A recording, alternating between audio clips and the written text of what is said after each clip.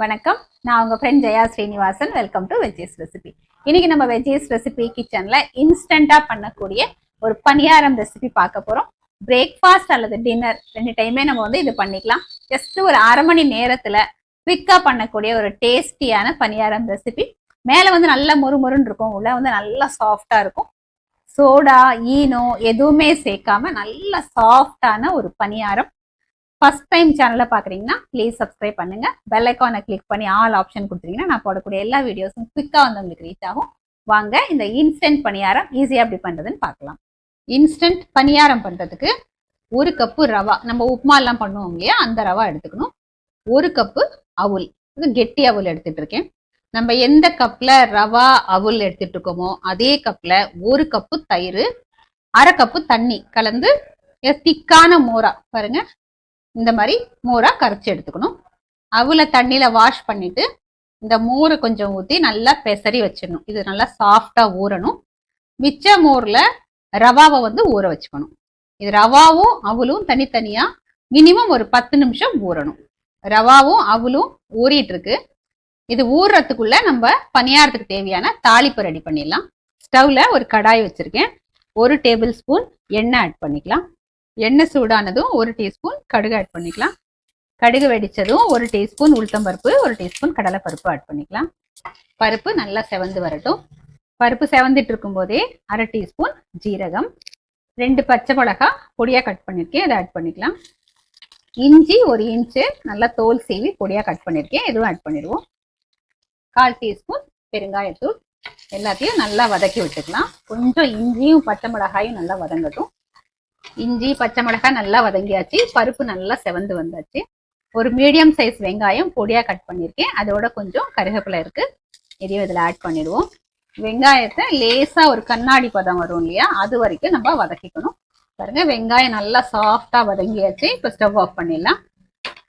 அவுல் நல்லா ஊறியாச்சு. இப்போ இது கொஞ்சம் கையால நல்லா மசிச்சு விட்டுக்கலாம்.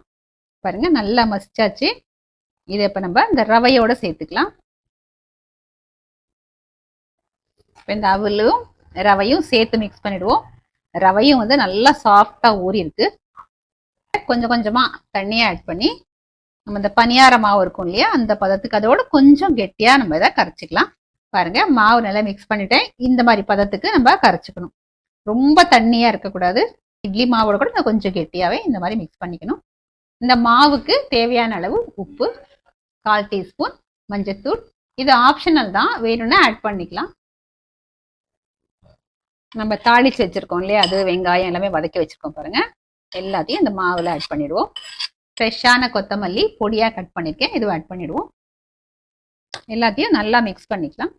பாருங்க, எல்லாத்தையும் நல்லா மிக்ஸ் பண்ணிட்டேன். ரொம்ப சாஃப்டா வேணும் அப்படின்னா ஒரு பிஞ்சு சோடா உப்பு போட்டுக்கலாம். நான் இன்னைக்கு போடாம தான் பண்ண போறேன்.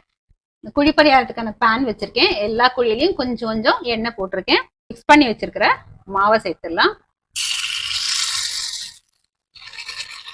ஒரு 3/4 அளவுக்கு ஃபில் பண்ணா போதும். ஃப்ளேம் மீடியம்ல வச்சுட்டு ஒரு மூடியை போட்டு மூடிடலாம். ஒரு 2 நிமிஷம் வெந்தாச்சு, பார்க்கலாம்.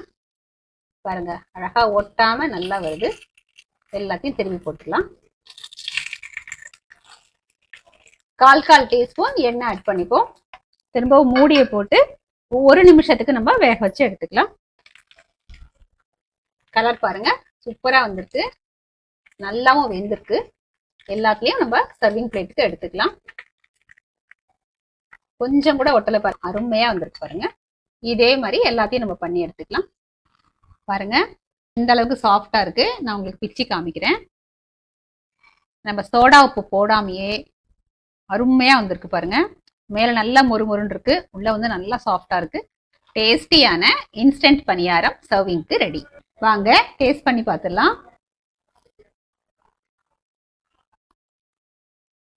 அருமையா இருக்குங்க. நல்லா மேல மொறு மொறுன்னு, சாப்பிடும் போது ரொம்ப நல்லா இருக்கு. உள்ள நல்லா சாஃப்டா இருக்கு. இதில் நம்ம ஆட் பண்ணிருக்கிற ரவா நல்ல ஒரு டெக்ஸ்டரை கொடுக்குது. அவல் நல்ல ஒரு சாஃப்ட்னஸை கொடுக்குது. நம்ம இதை ஃபர்மெண்ட் பண்ணவே இல்லை, இருந்தாலும் நம்ம தயிர் சேர்த்தனால லேசான ஒரு புளிப்பு டேஸ்ட், அந்த ஃபர்மெண்டேஷன் பண்ணோன்னா ஒரு புளிப்பு வரும் இல்லையா, அந்த மாதிரி ஒரு புளிப்பு இதுல இருக்கு. நம்ம தாளிச்சு கலந்ததுனால அதோட ஃப்ளேவரும் ரொம்பவே நல்லா இருக்கு. பிரேக்ஃபாஸ்ட் அல்லது டின்னருக்கு நமக்கு மாவு எதுவும் இல்லை, என்ன பண்றதுன்னு யோசிக்கிற நேரத்திலேயே இதை நம்ம பண்ணியே முடிச்சிடலாம். ஜஸ்ட் ஒரு 1/2 hour தான் ஆகும். கண்டிப்பா நீங்க இந்த மெத்தட்ல இந்த பணியாரம் ரெசிபி ட்ரை பண்ணி பாருங்க. எப்படி வந்ததுன்னு கமெண்ட்ல சொல்லுங்க. லைக் பண்ணுங்க, உங்க ஃப்ரெண்ட்ஸ் அண்ட் ஃபேமிலியில ஷேர் பண்ணுங்க. புது ரெசிபியோட நாளைக்கு நான் உங்களை மீட் பண்றேன். தேங்க்ஸ் ஃபார் வாட்சிங்.